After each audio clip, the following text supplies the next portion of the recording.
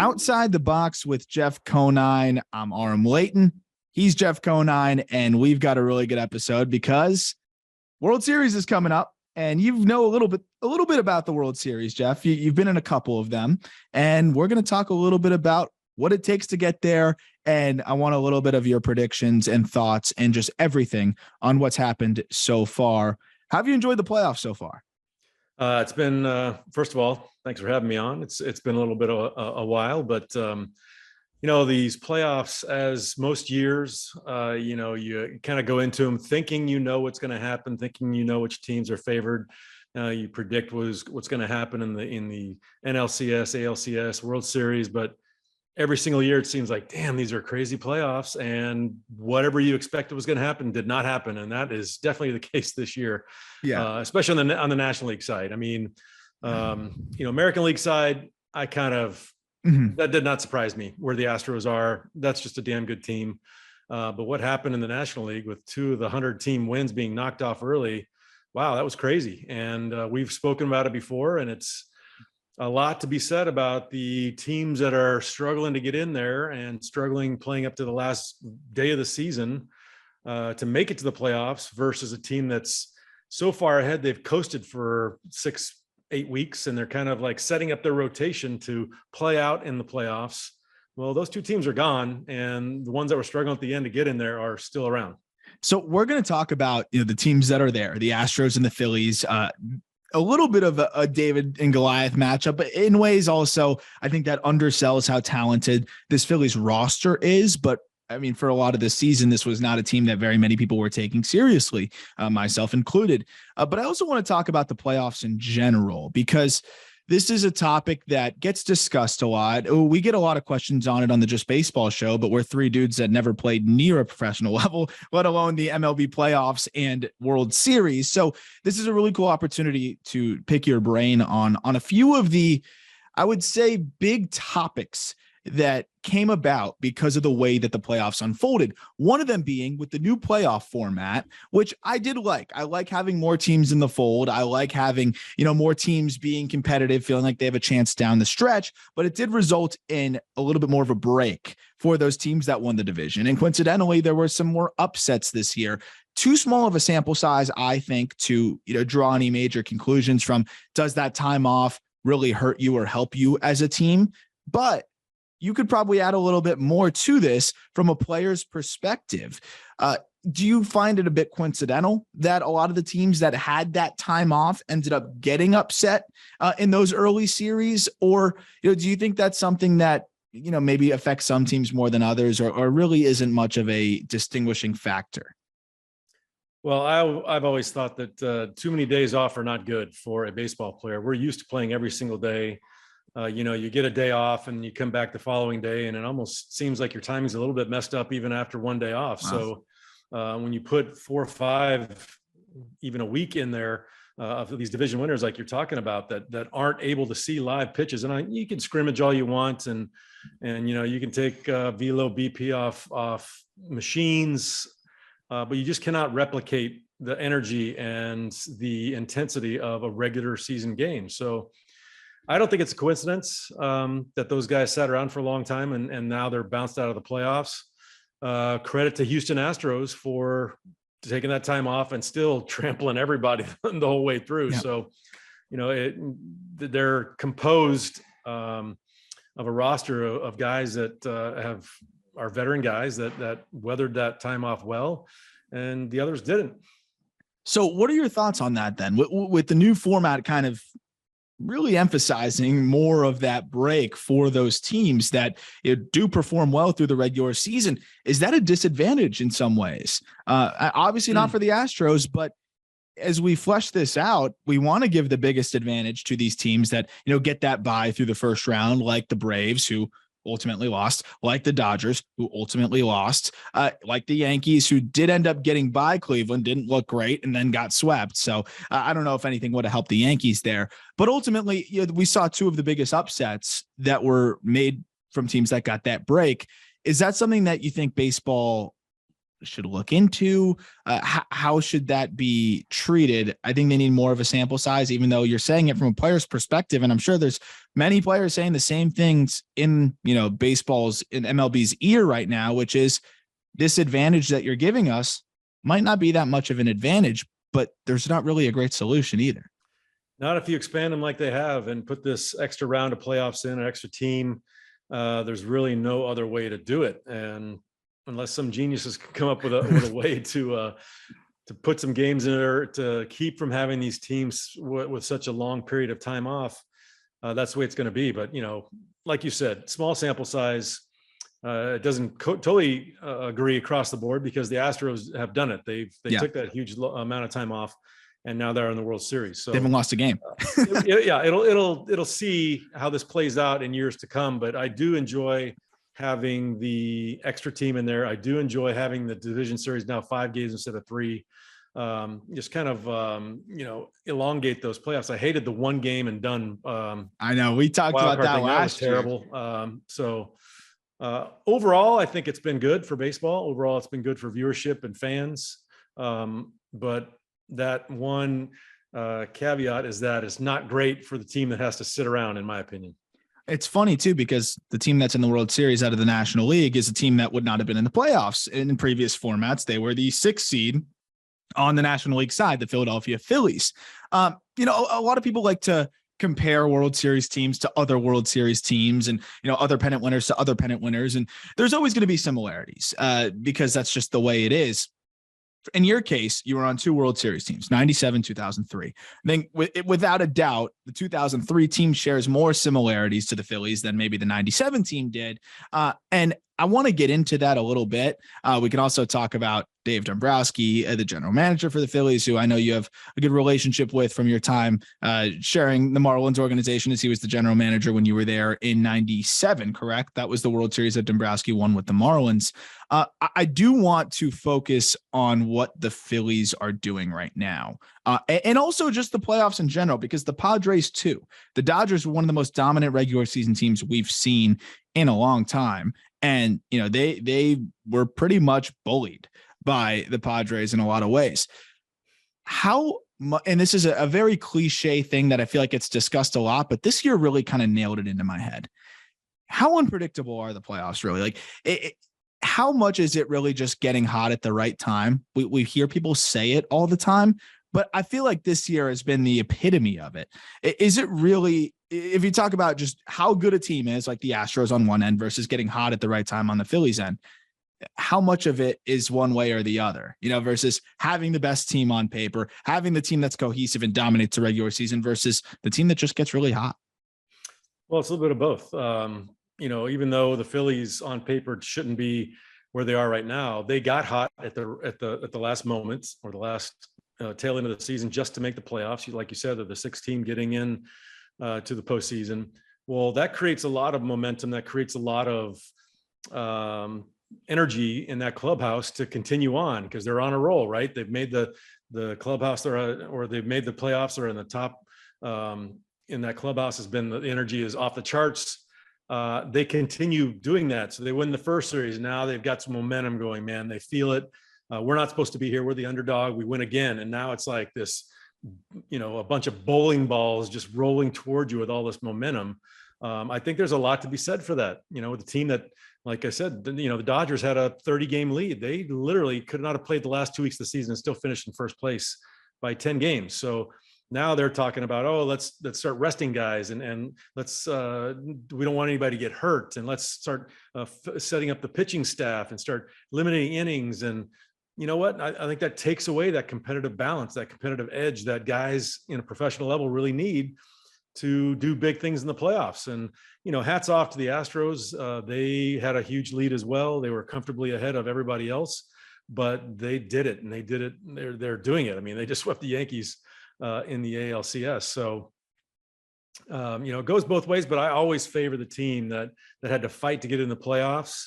And, I was on 2 teams and we were both wildcard teams. We both times we won the World Series. So I know what that momentum feels like, and I know how that can help you propel deep into the playoffs.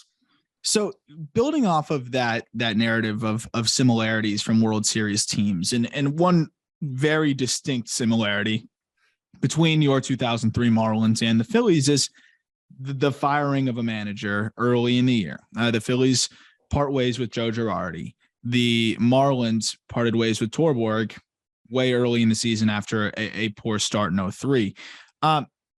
When you look at what changed for the Marlins and what changed for the Phillies, I mean, the Phillies end up staying internal and go with Rob Thompson, who clearly the players love. They were over the moon when he ends up, getting that interim kind of label removed from his forehead and ends up being that full-time manager for the Phillies. Jack McKeon with the Marlins, you talk about it. I know you've mentioned it in the past. He just let you guys play and you guys took it and ran.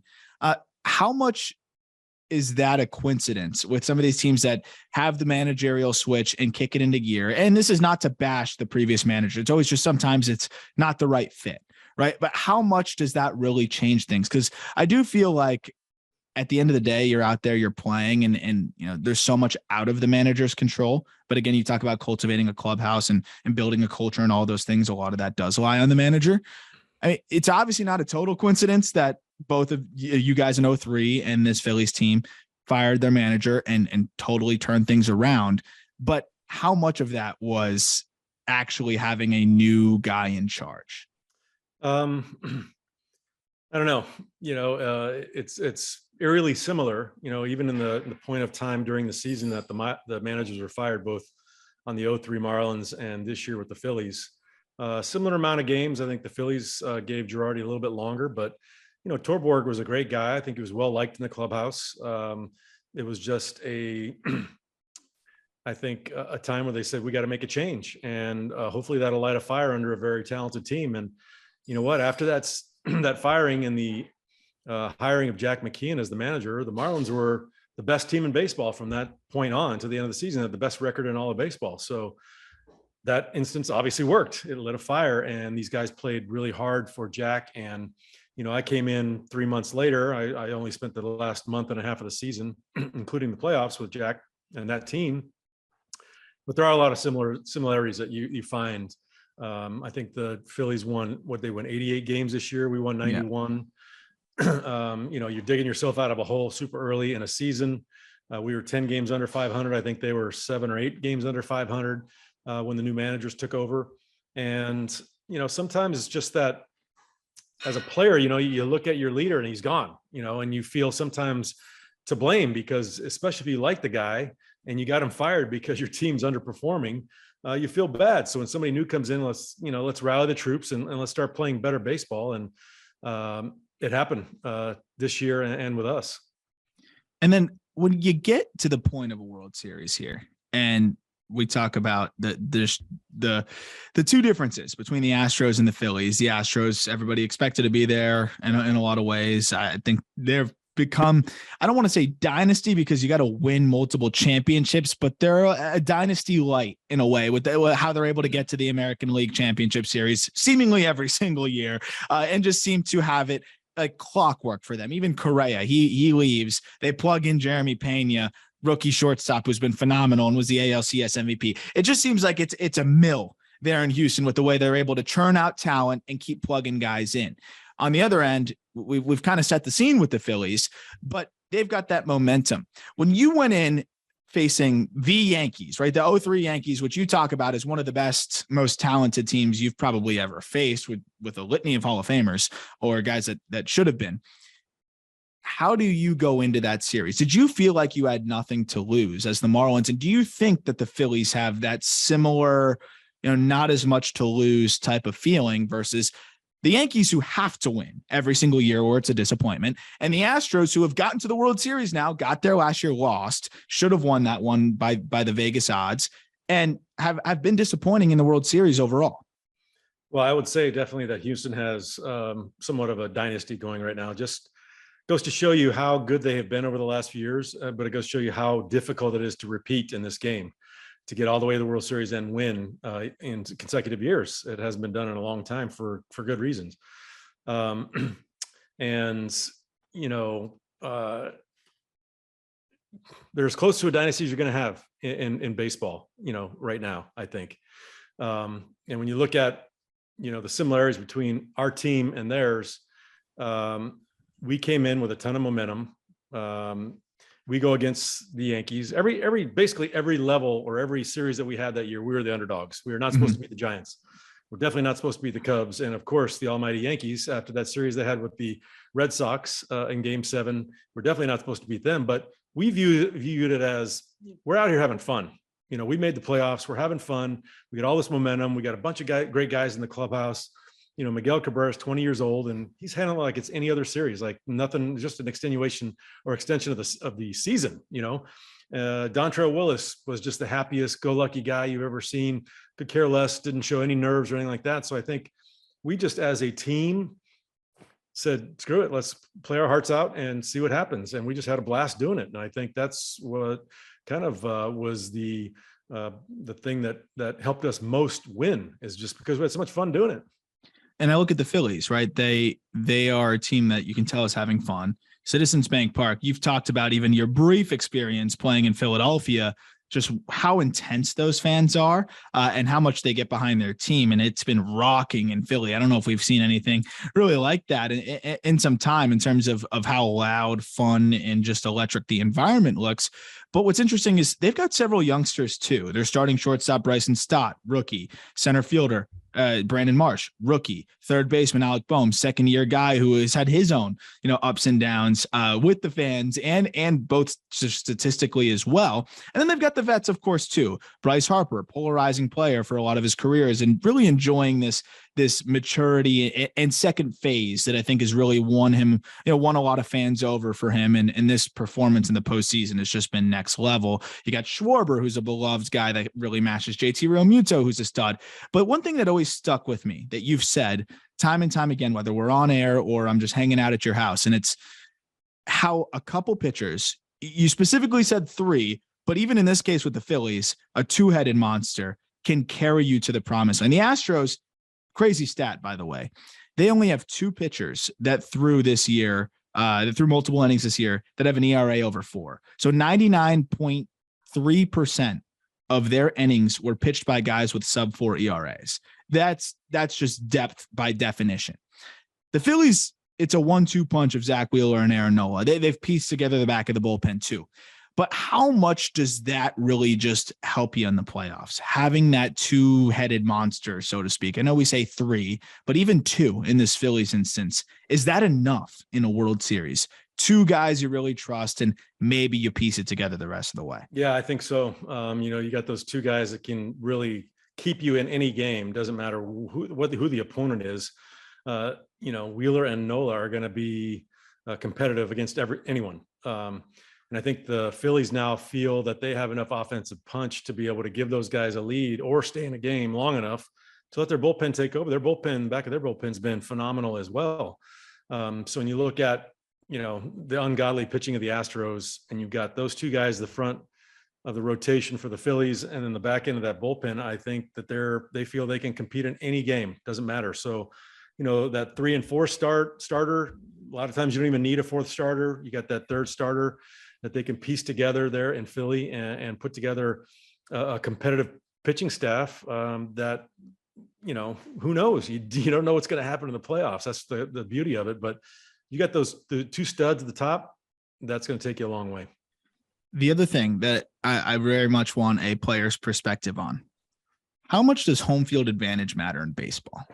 Obviously, hitting last licks is probably the most important thing in a lot of ways, especially if you go to extra innings. But from a pure just standpoint of just having the fans and the crowd behind you, it's not like the NFL where it's 3rd down and it's so loud you can't even hear the quarterback's cadence, right? It's a pure adrenaline sport where you want to go 1,000 miles a minute, and the more adrenaline you have, the better you are. Baseball, you want to be under control, and a lot of times you talk about tuning out all the noise. So how much does home field advantage matter? Because I look at it's 2-3-2, right? I believe. I think that's so if it's 2-3-2 and they split in Houston to start it, how much of an advantage could the Phillies have? Because on paper, right, the Astros are better in just about every single facet. How much can that help them to be home in Philly, or maybe not that much? I mean, as players, we call it home field advantage because we love playing at home, right? We get to sleep in our own bed, and you've got the hometown fans that are so loud and crazy. You get that energy that you're feeding off of them. But come playoff time, I'd love to see a historical analysis, how many times the home team has won versus the visiting team, or when you have home field advantage throughout the playoffs. So Astros now, they've got the whole home field advantage because it's 2-3-2. So technically they possibly have 4 home games versus 3 for the Phillies. But then you look a few years back at the Washington Astros series, not one game was won by the home team. Yeah. So, it's a crazy game that way. You just don't know. I mean, I obviously think there's a slight advantage to the home team just because, like you've talked about, the energy in Citizens Bank right now is off the charts. I mean, these people live and breathe and die by their Phillies. And I think it's similar to the Cubs. When we were in the playoffs with the Cubs in 2003, that was one of the loudest stadiums, even though it's smaller capacity wise. It's one of the loudest places I've ever been to in my life. I played in front of a lot of crowds, but that Cubs crowd was maybe the loudest I'd ever heard at that time. So there's a lot to be said about that. But then again, we won. We beat them twice at Wrigley Field to win the series. So was there an advantage? I don't know. So going on the Astros side of things too, they've got this guy named Justin Verlander, who is one of the few guys really left that have pitched since the relatively early 2000s. And as we're just seeing him just kind of put the finishing touches on what is a Hall of Fame career.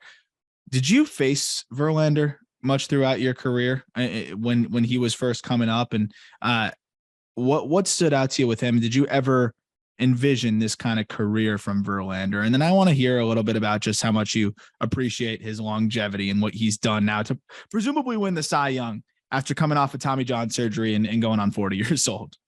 Yeah, I faced him. I don't know what I did off him, but I'm pretty sure I faced him when he was with the Tigers and I was with the Orioles. And you look at a guy like that, you don't ever think that a guy that, especially back then, he was throwing 95 to 100 back then, which was something special. You never expect a guy throwing that hard to have this kind of longevity.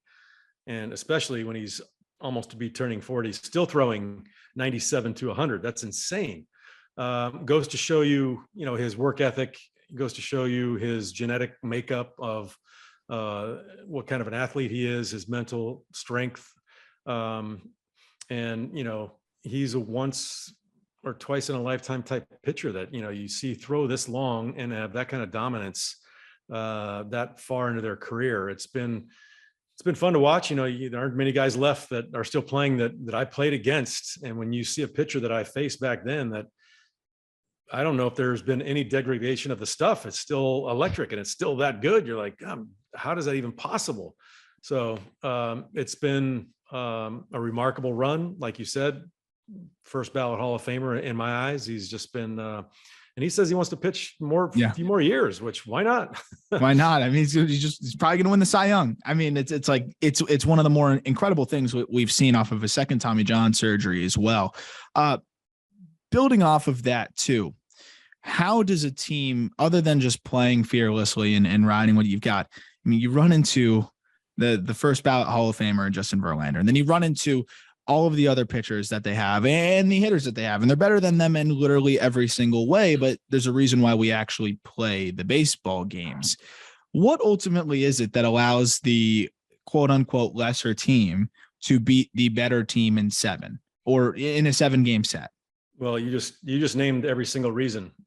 If you can forget about all those things and go in between the lines and just concentrate on playing baseball, this is the same game we've played for 162 games of regular season. We've gotten 3 rounds of the playoffs out of the way now. And if I treat this game as any other game, I'm going to have an advantage. When you start thinking about, oh, wow, I'm facing Justin Verlander. Oh, wow, look at what they've got in Houston in their bullpen.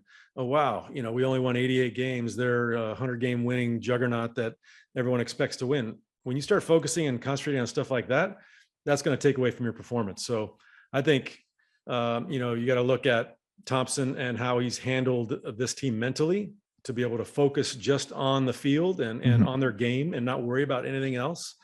That says a lot about them. And it also says a lot with Dusty Baker. You talk about the long time off that these teams have had in between, and he's kept this team very focused to a level where, they end up sweeping the Yankees and in the ALCS. So that's where I think a manager plays the biggest role, possibly, not only during the season, but in the postseason, to be able to keep your team focused on the right things and not let them stray mentally and start worrying about stuff they can't control.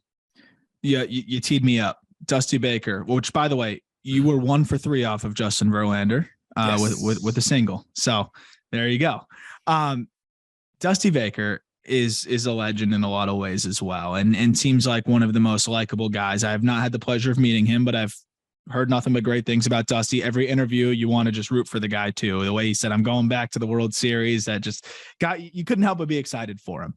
Did you have much of did you cross paths much with Dusty Baker? Do you have any experiences with him or any thoughts on who he is as a manager and also just the fact that he's still doing what he's doing for one of the best teams in baseball at his stage of his career? At 73 years old. Yeah. I mean, it's been a long time coming because, my dad was a Dodgers fan. So I got to see Dusty Baker play in LA when I was a kid. I'd see him out there with the outfield with Reggie Smith and, Rick Monday and Dusty Baker were out in the outfield. And then obviously I played against his teams when he was with the Giants.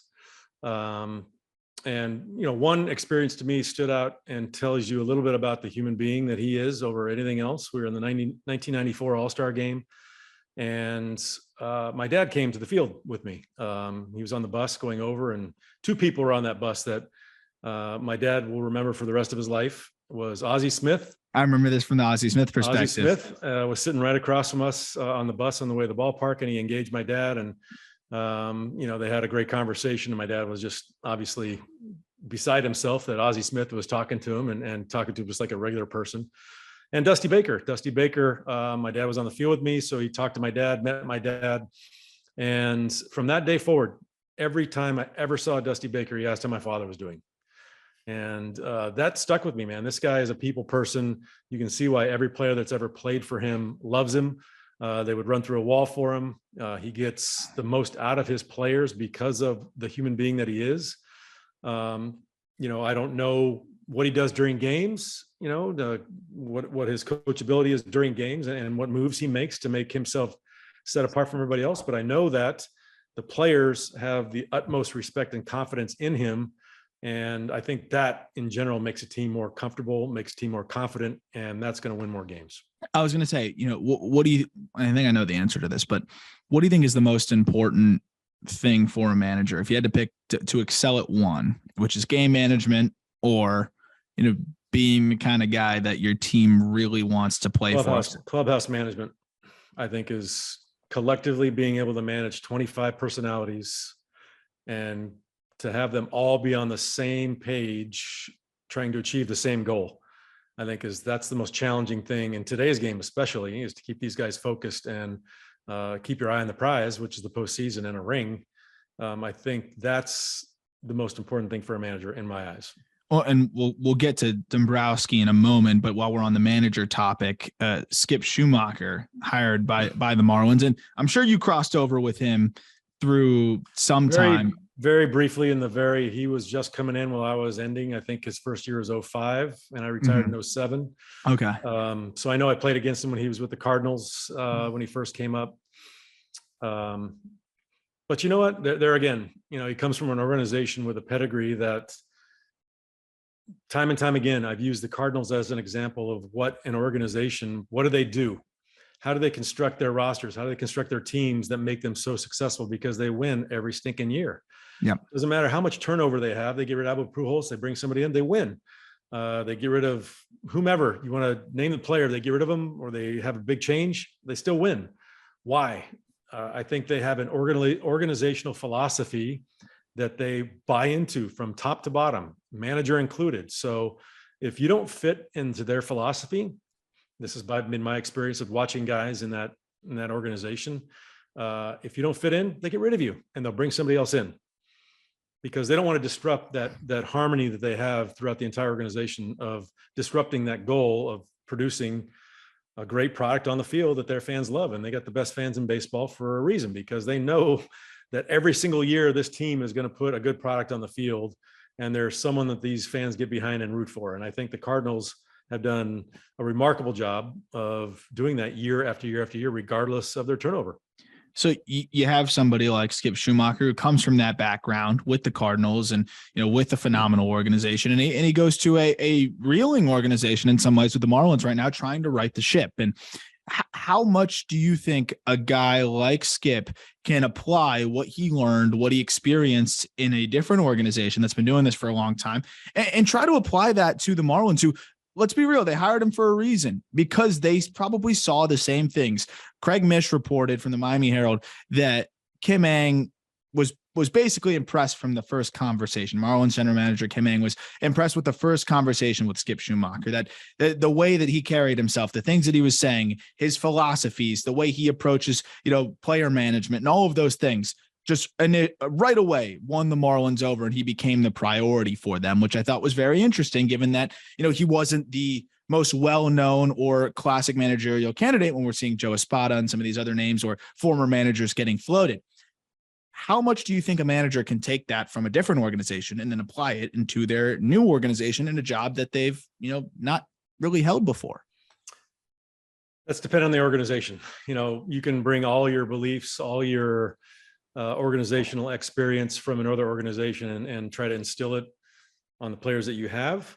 Or do you, as an organization, look to that guy as your leader? All right. So you think about your leaders, the team president, the president of baseball operations, and your general manager. Those are the people that kind of oversee all personnel, right? So how much on board are they with what Skip Schumacher is bringing to the table? Are they going to give him the players that he deems as going to fit into his system and do well? Or are they going to force feed other players that, this is what we've got here, work with it? Yeah. So find a way. I think it's an organizational philosophy. It's just not Skip Schumacher's philosophy. It's got to be an organizational philosophy, because that's when you start developing minor league players. That's when you start developing their own talent, and you bring them up in a system that that when they get to the big leagues, they know the system and what to expect out of them. Right. So Skip can only do so much. He can only, direct who's on the field for him at that moment. But if he gets interwoven in this organization and they really start to buy into a central philosophy, that's when things really take off and bloom. But it's going to take some time. It's going to take time. And, I think the Marlins on paper this year, we're not set up to be the most successful team ever, but I would say that they underachieved by, whether you want to go by the Vegas predictions, whether you want to go by, basically anybody, they underachieved. And what we did see within the organization was, I think a frustrated Don Mattingly and for the first time, some clubhouse issues. So you do talk about how important it is to kind of keep that team cohesive, have them playing together, have them playing for each other. And, that wasn't always the case, at least from what we gathered with some of the things that went down behind closed doors and some of the hurdles that they had to have. So new guy in charge, we'll see how it goes, but I agree. It's a larger organizational philosophy that has to be applied from top to bottom with Skip Schumacher, kind of the filling in the middle. At the top, Dave Dombrowski's done this for several other organizations, including the Marlins when you were there. He's been to the World Series with 4 different teams would be the correct way, which no one has ever done, and has a chance to now win another one. We saw him win it with the Marlins and then win it again with the Red Sox. He appeared with the Tigers and then now appears with the Phillies. Somehow Dombrowski has had a lot of turnover, and it's because of his approach, which is fearless, aggressive, and he wants it all. And I've been a little bit harsh. I'll admit it. I'll wear this one I'll wear it. I did not see what he was doing with this Phillies team, especially defensively. I'm like, how is a team like that going to succeed? But guess what? This guy has forgotten more about baseball than I know. And that's very clear. He now gets back with this Phillies team, and he believes in star power. I sent you a thread from Brian Bannister that I thought was really fascinating. Someone who worked under Dombrowski for years and highlighted not only who he is as an executive, but who he is as a person, which I know you can speak to as well. How much does that matter? Obviously, priority, player evaluation, player development, making the right trades, doing the right things, hiring the right people. A lot of general managers are hands off. A lot of general managers don't like to get too close to the players because you got to fire them, or release them, you got to trade them, you got to fire your manager, you got to do a lot of things. So you don't want to get too close. There's always a little bit of a wall.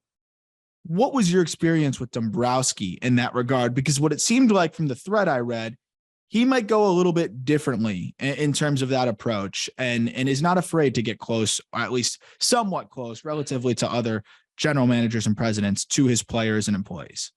Yeah, he does things a little bit differently. I think, that's what I knew when I first came into the big leagues was Dave Dombrowski. So, I'd see him in the clubhouse. I'd see him come every once in a while early and work out, in our gym. And he'd be present in the locker room occasionally. It's not there all the time, because I believe that that's our space. But, post BP, he was never there.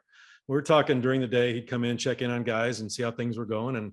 And subsequently, other organizations, I never saw the GM or the president in the locker room, never saw the owner, anybody in the locker room ever. And it goes both ways, right? Some guys are like, hands off. I don't want front office in my clubhouse. I don't want these guys over here.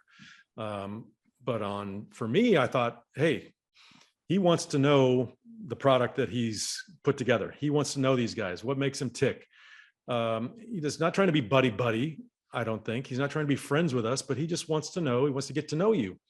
And I think that makes him make better decisions on the person themselves, because as you know, I'm a big people person in this game. I want to know the type of person that I have in my clubhouse, not necessarily just his stats on a piece of paper. I don't care about that. I want to know what he brings to my team as a man and as a teammate. And I think Dave Dombrowski over the years really puts his pulse on that and creates teams that do that in the clubhouse. And you can't fault the record. The record speaks for itself. 4 different teams to a World Series is unbelievable. And I know when he was given the task by Wayne Huizinga in 1997, Wayne Huizinga wanted to know if baseball would work in South Florida from a standpoint of fans. And he said, Dave, I'm opening up my checkbook. You go get whatever you need to give us a World Series contender.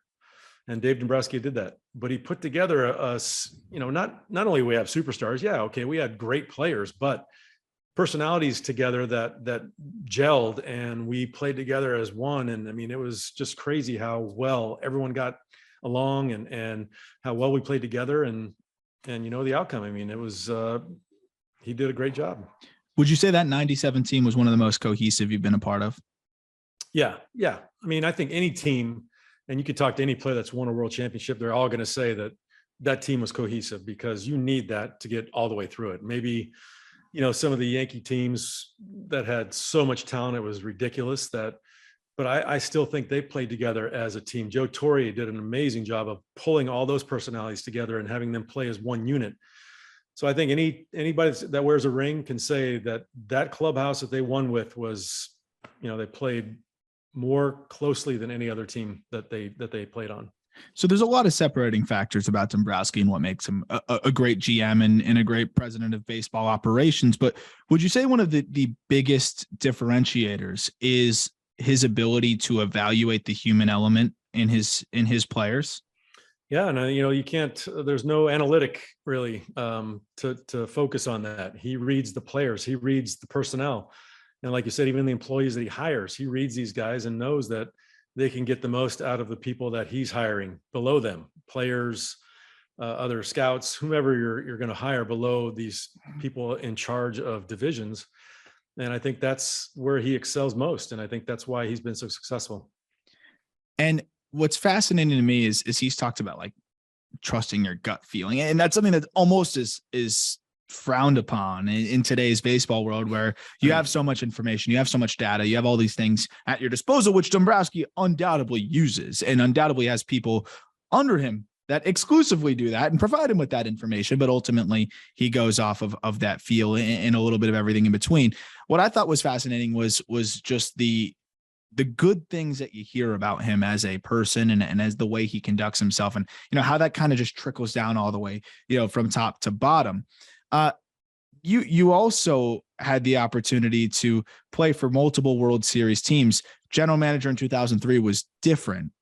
How much of it is luck, you think, for some of these teams that put together the right team at the right time that gets hot? And how much of it really is mastery? I mean, with Dombrowski, he's been to the World Series with 4 teams. Like you said, the record speaks for itself. Sometimes I feel like maybe a general manager puts together a team, it all works, and then they can kind of ride off of that for a while. How do you feel about that?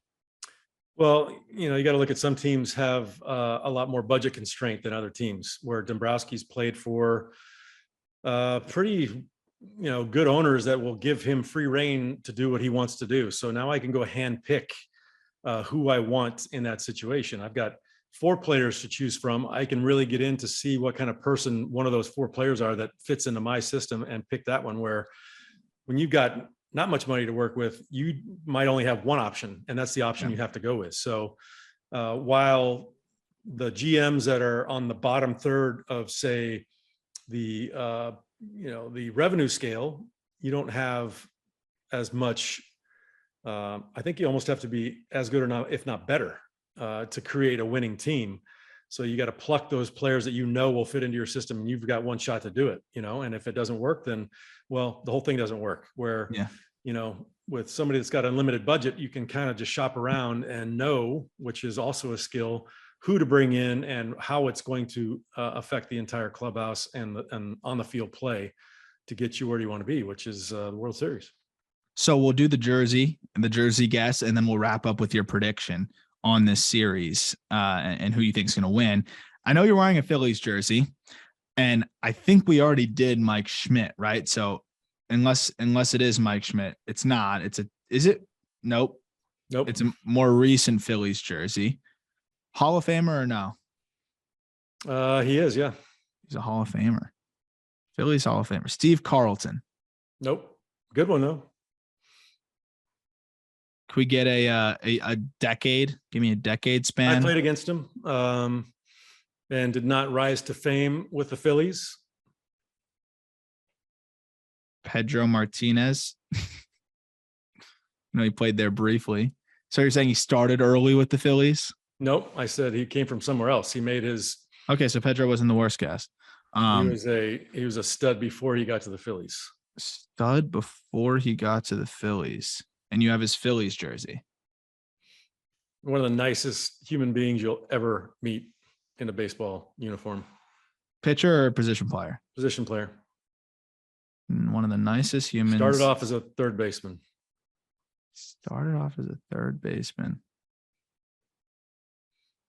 Not Pat Burrell. He's not a Hall of Famer. So I forgot we said Hall of Famer. Wow, I got to give you a lot of clues on this one. Yeah, started as hitter. Sorry, what was it? Left-handed hitter. Left-handed hitter, started as a third baseman, and then went to the Phillies. Started off as third baseman, but moved to first. Started off as a third base, moved to first. It's obviously, you said Hall of Famer, so I'm not gonna say Ryan Howard. And he couldn't be through lefty. You got me on this one. I don't know if I have it. It's gonna bother me. I'm gonna be mad. You're turning. Let's see what it is. Jim Thome started as a third baseman. I didn't even know that. With the Indians, yeah. Really? He was over at third base, yeah. I should have guessed Jim Thome regardless. I did get to meet him when I was a little kid at Citizens Bank. Yeah, one of the best power hitters to ever do it. I didn't even know he came up as a third baseman. Should have known that. Early on. I believe he was a third baseman, then they switched him over to first base. So you say one of the nicest guys. I actually didn't know that. Salt of the earth. Just a great human being. Played forever. Went back to, I think he went back to Cleveland at the end, right? As like a pinch hitter, came off the bench, just still was able to mash home runs whenever. One of the greatest to really ever do it. Over 600 home runs, did a lot of things really well. Did you have any specific crossovers with him or any times where he really killed you guys? Because I know Philly 03 to 05 was when he was there, and then went back again in 2012 when he was 41 years old. Still had an 854 OPS in 30 games. He must have been a pain in the ass to face. He was scary. Yeah, he was scary. You did not want to face him as a first baseman because you don't want to be holding anybody on first base when he's up to the plate. But he's one of those guys that he struck out a lot, but he walked a lot, and monster power, man. He could change the game at any time. And you have his little conversations with him at first base because he played first base, I played first base, and just just genuinely would ask you a question like, how you doing, man? Like, he meant it. He was just a super nice guy. Wasn't the obligatory hello. How often are you talking at first base? Like how often, at what percent of players that reach first base are you actually exchanging words with? Close to 100%. Really? Yeah. Close to 100%. In high school, I didn't talk to any of those guys. Like ever. It might be as just a little as, hey man, what's up type thing. But you're saying something to almost everybody. It's like almost uncomfortable. If they get to first base, you just look at them, you don't say anything. It's like it's a big fraternity up there. So even in the playoffs, World Series, whatever. You just got to treat it like any other game. It's not all of a sudden you hate the other side because because you're in the World Series. You're still just basically facing the pitcher. So I don't know. I just try to keep it loose.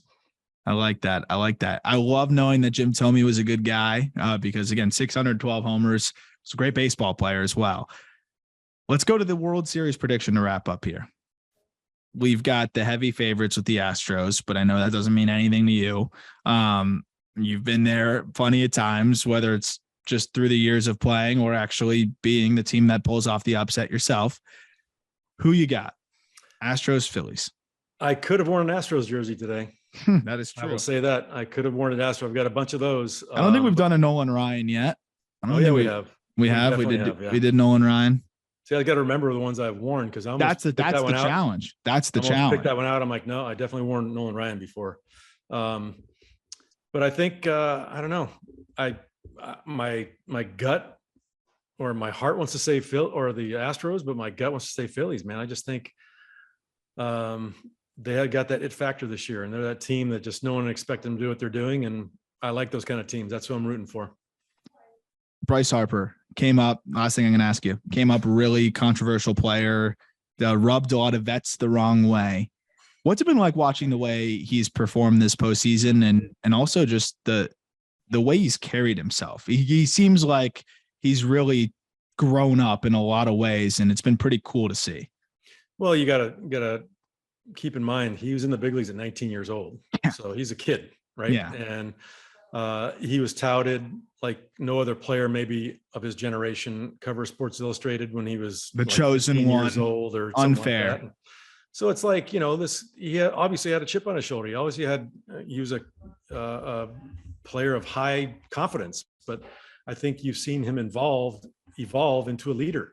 There are run-ins with other veteran players early on in his Nationals days, but now when you look at him and see the way the other guys react to him when he comes around for a home run or post game celebrations, the way they interact with him, I think says a lot, and they really look up to that guy. Yeah, I think of the Barry Bondses of the world and things like that. I don't know if you ever saw his teammates quite get as excited, maybe unless those record-breaking bombs, which. But the interaction tells me all. It tells me everything. I agree. See. And that's the thing that I don't think most fans would look at, and it does tell you a lot. All right, you're on record. Phillies. I had Astros in 7 because I'm lame, and that's what I think is going to happen. But I hope it's Phillies. It would be a lot of fun, and Dombrowski could really just ride off into the sunset, and I think into the Hall of Fame. If he picks I will up say, we talked about this earlier. Is that I text Dave Dombrowski before the first round of the playoffs. I had meant to text him earlier, but I just forgot because that's who I am. But I remembered. I think it might have been first inning of a game that the Phillies were playing. I'm going to say, Dave, I just wanted to say good luck and hope, you go far in the playoffs. And he texted me back within a minute. Like, I was like, holy crap, he's probably at the ballpark right now. He saw my text and realized, or whatever, that's what he does. He texted me back right away. And then once again, I text him the other day, just say, hey man, 4 more to go. You got 4 wins to go to win it all. And right within a minute, text me back. And that's a gift. It really is. It's amazing. That's what the Brian Bannister thread said. Literally, was that the way he is that way with responsiveness, care, and just being so personable, and pretty cool that you still have that communication and relationship with him.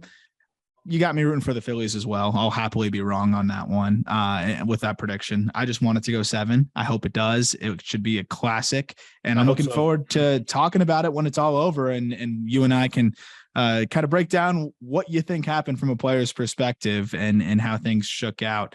You're on record, Phillies in 7, and we will talk to you probably after the World Series. No, you said Astros in 7. I'm saying Phillies in 6. Did I say you're saying Phillies in 6? Yeah. Phillies in 6. They don't even need the 7th game. All right. No. We'll be circling back after the World Series to break it all down. Until then, this is Outside the Box with Jeff Conine. Thanks, Arm.